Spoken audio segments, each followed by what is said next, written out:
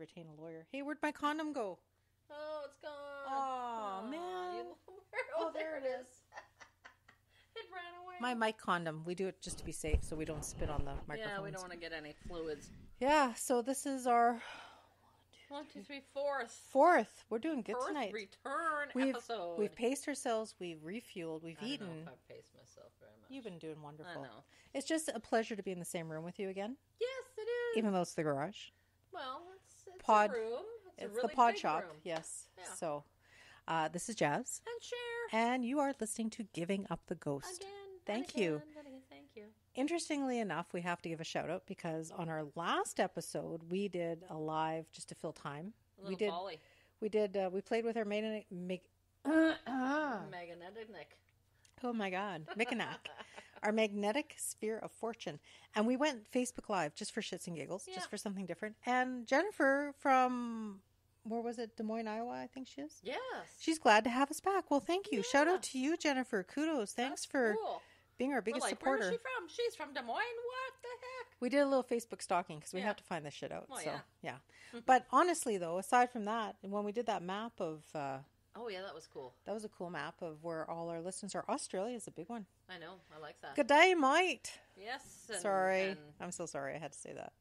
Love Australia, though. I know. I'd love to go there. I know. Yeah. Except for all the poisonous shit, but I mean. You know what? Anything can kill you if you really think about it. Yeah, I know. Spiders and snakes and shit, though. Scorpions. Yeah, I know.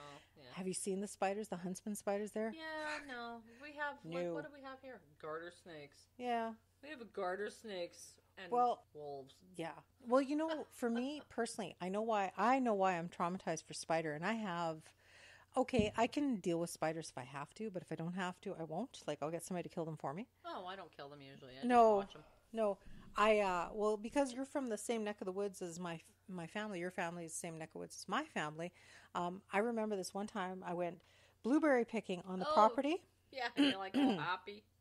You know, trucking along. I think I had to have been about 9 years old. And you know how you get obsessively with the blueberry? You're bent over and you keep going, you keep going, you keep going, you keep going. Well, our yard or property was very, is it dense when you have a lot of trees? Oh, yeah. You know? Very, very thick. Very, very thick. Yeah. Thick as thieves, these trees. Yeah. And for some reason, all of a sudden, I paused to a stop. I looked up, and about between two trees, and they had to have been about maybe a foot apart, there was a web. I came nose to nose with the hugest ass spider web I'd ever seen in my life. Doink. And I looked up, and there was a sand spider as big as my face, because I was 9 years old. Yeah. I screamed. It theoretically screamed, and it went jutting back down into its hole at the base of the tree. Blueberries flying everywhere. That's it. No more picking ever again. Yeah. It's like, oh my God, running to the house, screaming in my head. Yeah. No. Yeah, that's why I'm traumatized. I don't like spiders. We don't have any this year. We had some big ones in the garage before, but now we don't. So just so you know. But huntsman spiders. Ooh. Well, I know. You ever see those big ass dock spiders by the lake? Oh, and I've seen that too. Yeah, I know. Those aren't little either. That's like crabs or something. I know. Yeah. Oh God, so disgusting. No. And I mean, I just try to theoretically think in my head, they just eat bugs, they just eat bugs, they just eat bugs, and I'm kind of okay. People. No, they don't eat people. Well, we don't know that. Unless you're on arachnophobia. The movie, or before, 1978, I think it terrified the shit out of me. It was William Shatner's Kingdom of the Spiders. Do you remember that movie? No. Oh my God. What about Eight-Legged Freaks? I never watched that.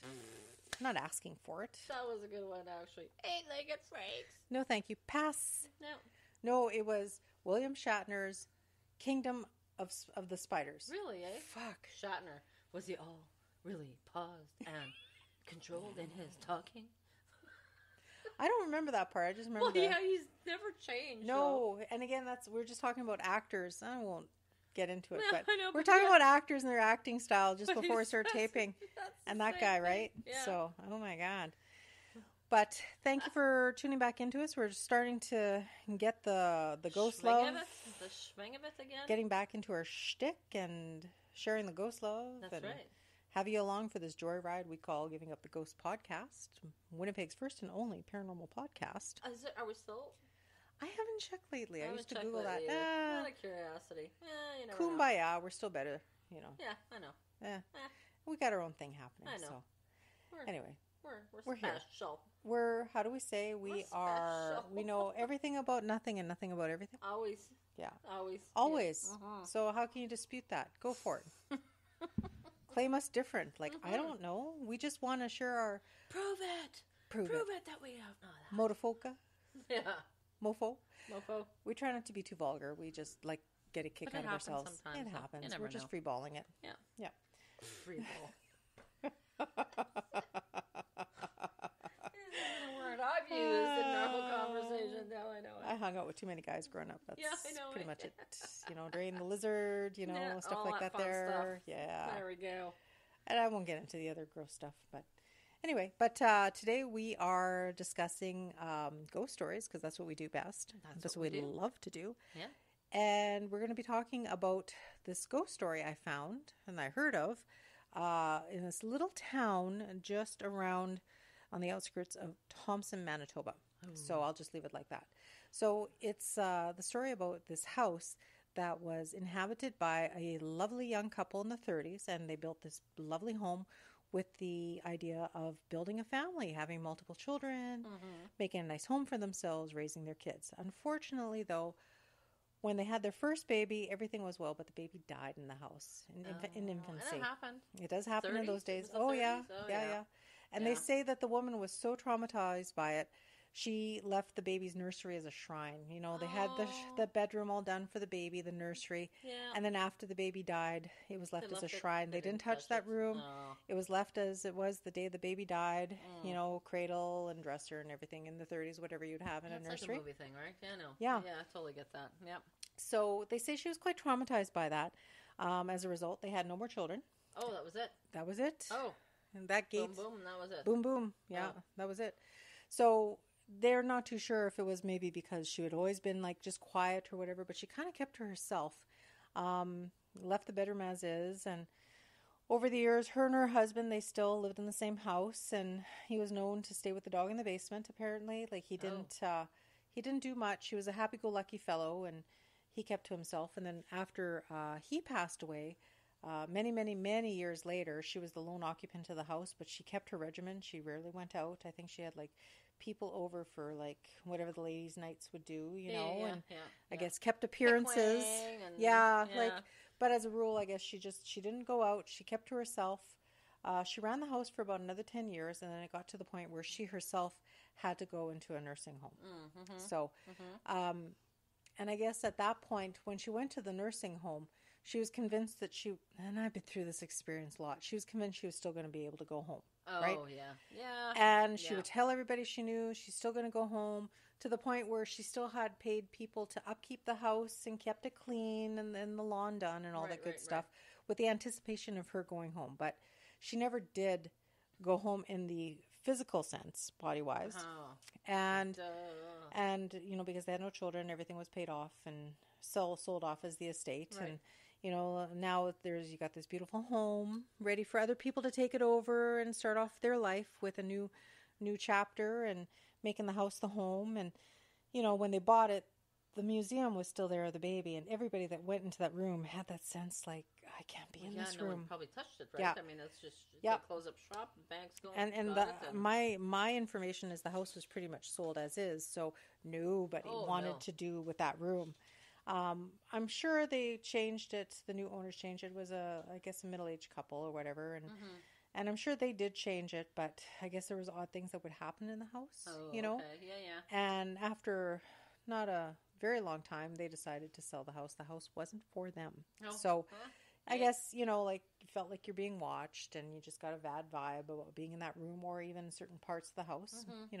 Maybe the lady came back. It happens. Attachments, right? We know about that from other episodes. She's got to go back and check it out. She said she was coming back home. Yeah, she's like, shit, I'm going back. I don't care what a promise happens. is a promise. So, that's right. And any event, so the stories went on, and the next family that occupied the house, they had some weird, the nursery was no longer there, but there was still that energy happening that just nobody felt good. Room? Yeah, nobody felt good about being in that room. And it led that current homeowner to do a search of the property to find out exactly, what's been going on here, or what kind of shit's been going on. And So she found out everything about the promising young couple and the death of the child and just a quiet, introverted life and all this stuff. So at least they could live with the ghosts. They could inhabit the house fairly peacefully, knowing what they knew. Right. But at the same time, keeping their distance. Yeah. I ain't gonna go and screw with that. Yeah. But knowing, that the fellow spent most of his time in the basement with the dog, like that's where the laundry facilities were. So, they weren't the one lady wasn't too keen on going down to the laundry, so she had to psych herself up every time she had to go do laundry in the basement. Well, don't we all? No. Don't we all? Don't you run up the stairs and make sure you get to the top before you turn off that light? Yeah, I know. And he's like, don't look back, don't look back. I know. Yeah. So she did that, and I guess at one point she had a dream, and then in the dream she saw the fellow, and he was young and he was happy, and she held a conversation with him, and then after that she was okay to go in the room. Oh, okay. Or in the basement. Well, that's good. It was all good. Yeah. So I guess they came to terms knowing, but before she did an investigation on the house, they would hear things in the middle of the night. They would hear scratching. They'd hear like plastic moving. They'd hear like a lot of really weird noises, knowing that everybody else was asleep. What happened to the dude? The husband? Yeah. Well, he died, right? But where did he die? He died in the house. With the dog?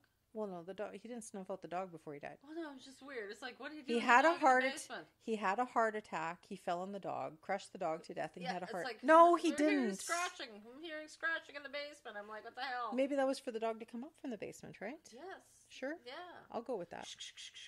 But I don't think everybody died in the house at the same time. Oh, okay. Okay. Just checking. It wasn't a Jonestown. It wasn't a Jonestown drink the Kool-Aid kind of scenario. No. Just checking. No. So, but then by the time they had got used to living with the ghosts and all the noises and all the oddities and feels in the house, that dissipated, it got time for them to move on. So they sold the house and moved on to their next chapter. So that's the story about the haunted house in the small town outside of Thompson, Manitoba. Outside of Thompson. Nice. I'll just leave it like that because apparently it's pretty descriptive that if you said the name of the town, they'd know. You would know. Oh, they'd know. There's not too many houses. So they know the house. Yeah. Ooh. Yeah, so for wrong beer, that's empty. That's no good. So for anonymity's sake, because this story was handed down by a couple of people, so I don't really want to just leak that out, just because I don't really know the people to give permission to that story. Oh, well, they probably all know. If anyone knows, I know. They're like, yeah, I know that house. I know that you know that I know that you know. That house. I know. Yeah. I know. Okay, that's creepy though. Yeah. Eh? So it's all over. Like, energy is energy. It doesn't go away. It comes back. A promise is a promise. I'm just wondering about the guy, because if they're so invested in her life and where she was and everything, I was like, what happened to the guy? There was that property. Remember I was showing you a picture of that property about halfway from here to Winnipeg Beach? Yeah. That I want to buy if I won the lottery? Yeah. Beautiful property. Mm-hmm. Like, you could hide a body there. Nobody would find it. Oh, God, I know. And but, you know what? Half the people got buried on their property way back when. But that was the norm, right? Yeah. No. But, I mean, the story of my idea about this property, because it was 28 acres, half of it was is canals and ponds, and I would love to have that property. And the other half is all bush and forest. But the only reason why I would think there's anything wrong with the property, not that they're selling it because there's something wrong. I guess the couple got older. I had read through some threads on Facebook that apparently it was a fellow. He used to be a landscaper. He won some lottery, so he bought this, and that's why it looks the way it does. Oh, it's for hobby. It's for hobby. It's not, He's like, we'll make it beautiful. I know. Yeah, it's not like that he wanted to make it a mini golf course or something, because that's what it kind of looks like. It does. Yeah, I know, totally, yeah. But I was thinking more so than anything, if I were ever to buy property again, and apparently you can do this, you can ask the seller, and they have to outright tell you. Ask them, has anybody died here? Yes, right? they're supposed to. A discretion, that's a. They got to tell you that shit. Is the word? Not discretion. I can't think of the word right now. Disclosure. Thank you. Yes, Thanks, disclosure Sherry. clause, yes. You win a beer. Yeah, woo! So with this property that I'd love to buy, I would ask that. But you know what? It lines up right along a railroad track. Oh, shit. So who knows what happened there? Right, but when we're talking energy is energy, and then especially when we're talking with that lady last year from La Broquerie, her name escapes me, and we had her on the show. It was really insightful. With the video, that lady? Yeah. I know, yeah. Insightful, interesting. Oh, God, I'd love to have her. I'd like to sit down and have a good long chat with her. That'd be awesome. Yeah. As with many of our guests that we've been fortunate enough to have. Oh, yeah. With regards to that, I mean, she taught us a lot of really wonderful things, I think. Shit. You know? Yeah, I know. That's the thing. You never know who's passing through. Or why transient, they're there. yeah.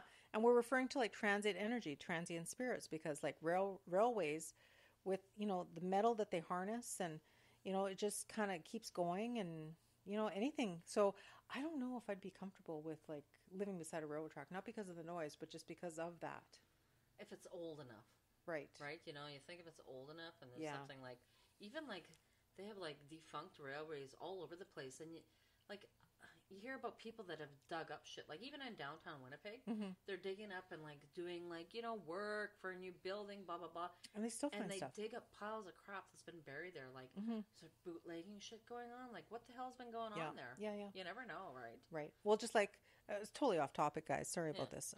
Aside from this random rural ghost story that we're talking about, I was watching a video. Now, apparently, after the trade towers fell, okay, and of course, like with any good building that you want to build, no matter where you're building it, you want to go dig as deep as you can to make sure that you have a foundation base on it, so then that way you can make sure this shit don't fall. Yeah. Terrorism or no terrorism. Right. You know what I mean? The show must go on, I guess. Not to say I'm not diminishing the trade tower thing, but I'm just saying this is a fact that they rebuilt over it. They dug even deeper, and you know what they found from like, must have been like the early 1800s. What they did back in those days for a base, like instead of piles and stuff, they take garbage and they take old buildings. Like they would take all the old demolished, all not garbage like landfills, but just solid waste, shit or right? Whatever. Yeah. They found a hull of a full ship in there too. Shut up. Check it out. Google it. Yeah. Really? Any of you people, go ahead, Google it. Like, holy shit. And it'd been there for like 50, 40 years, as long as the first trade towers was there. Really? Yeah. What the hell? Like, that doesn't Mind seem... you, though, in some of those places, like in New York, where they are trying to expand their area, they created like part of that coastline, right? If you're like, right, they built it up. Yeah. You like what were they using? Oyster shells or something? Or, maybe, yeah. I think they were using oyster shells, like to, out into the ocean. Yes, right? Yeah. To expand the coastline. Like I mean, that shit has got to like be at some point, right? Yeah, go tits up. Yeah. Yeah, tits up, or you're holding some weird crap in New there. Orleans is sinking, and I don't want to swim. No, I know. And see, same like, idea. Here, we're in the middle of nowhere. What we have is what's ever been buried here, right? Right. We have like all ground. Burial grounds. Burial grounds. I know. We won't even get into that. That's, no. Yeah. Different topic for a different time. No, I know. Yeah. But seriously. So uber creepy. So even though we wandered off topic a little bit, like we did, tipping through the tulips, but we don't ever wander off topic. Never. No. But creepy that was places, though. Yeah. You know any lots of little places. Little places like that, where you Woodridge or the area where I've been to a few places. You ever drive out like to the country or something and you drive past the same house all the time? Like I know. As a kid, and every time as a kid there was this one place like by Roseau, and we'd drive by it and be like, that house is creepy. Yeah. That house is, and I don't know what it was about it. It was a nice house. Like, it was a pretty big farmhouse. You get a vibe, I think. But you get a vibe, and I'm like, I kept on thinking there was kids locked up in the attic every time we drove by. Well, we talked with Southeast Paranormal, right? Yeah. And they had that shit happening, right? They connected with some spirits in a house, and it was like little kids that were being abused and stuff. Yeah, so, I swear to God, there's some different places time, that I've driven like, by, and it's nice. It was by like a little creek, like a river, picturesque. Picturesque and lovely, and then you go, ooh, there's kids up in there. I don't know why, but you just get get a feel. That weird shit. Well, last episode we were talking about abandoned Manitoba and looking at windows and pictures, and you just had the feeling that something's staring back. Well, I think, again, because we've been doing this shit for a while, I think by the time this episode airs, aside from our COVID-cation for 6 months, that's okay, whatever. Yeah, whatever. We don't get paid for this. Aside from, our little break and stuff, way back when at some point in one of our episodes, we were talking about the Heritage Park in Calgary. Yeah. And they basically... Move the whole thing. It's just basic houses, basically almost. Oh, no. It's just houses that were moved from their homesteads and stuff all across like Alberta and Saskatchewan to recreate a little village, and they call it Heritage Village. Coolest little place. I remember going into the nicest, grandest house there. It has a name. It escapes me. Yeah.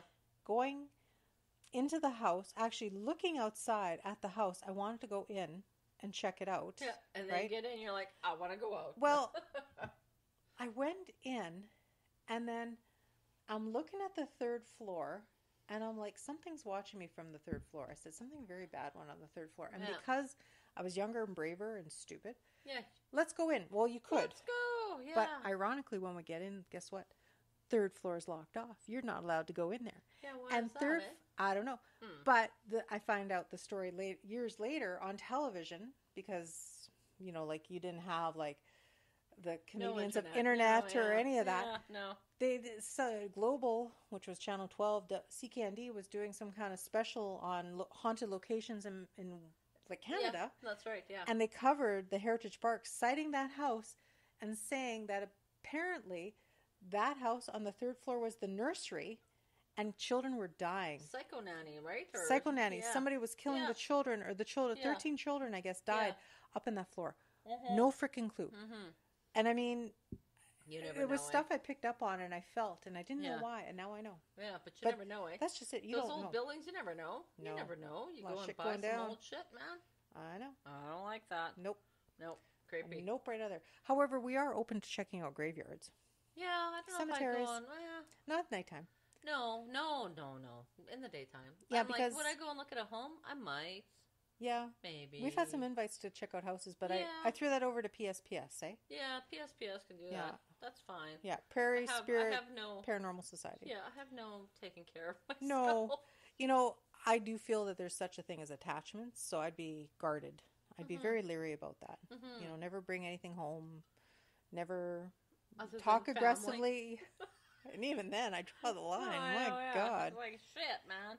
But at the same time, you got to be so cautious. You have to have the right mental attitude. I think you have to be in the right space to explore haunted houses or known houses. Oh, even, and we're like friends, some of those people that do that, like, for a living. Like, shit. They go and they explore shit all the time. I'm thinking, whoa, no. No, you got to be so careful. No, I don't like that. Yeah. I don't mind looking at the outside of buildings. I've gone, like, places like in Piney, like the old railroad and stuff. That's really cool. I like that. I will, like, look at all the outside shit of it and imagine them sitting there waiting for their train to come and crap, but I don't know. I think I draw the line, too. Yeah. Yeah, interesting. Nice to look. But if you've ever had any experiences yourself up in Thompson or Manitoba, surrounding areas, we're impartial, Yeah. You ever buy an old home and you're like, what the hell happened here? That's true. We were doing that for a while, and we'll do that again. If you are living in an older home in the Winnipeg area, that we can find shit out about. Yeah, we can do a history search. If there's some shit not going, like if you see books levitating off your table, first off, call us. Second off, call a priest. Yeah.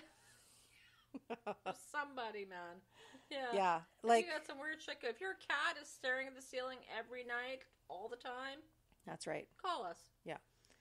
Because, not that, you know, I think knowledge is power. So I think if you have to, you got a mortgage on a house and God knows it's all so expensive to buy a new house nowadays, you can't just vacate and move on. No, lots of people are totally fine with living there as long as they know what's going down, right? I think I'd be more comfortable if I knew what was going on in my house. 150%, yeah. Like, I did a TikTok that I posted, and my house blew up like a Christmas tree. Oh, I know. With a bunch of shit that belonged to people that have now passed in my family. Yes. And I mean, okay, I can deal with the fact they're there. Just don't watch me having sex. I mean, whatever.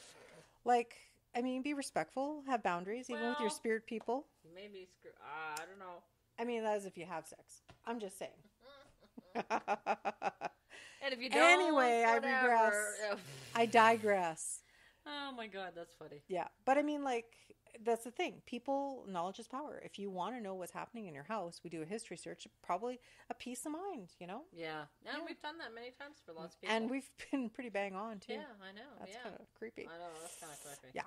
So, in saying that, but get a hold of us at Givinguptheghostpodcast@gmail.com. Excellent. And as always, live every day like it is your last. But never give up the ghost. Never give up the ghost. Ciao, ciao. Bye-bye. Sign off. They can't see you waving bye-bye at the microphone. Wave microphone. Good try.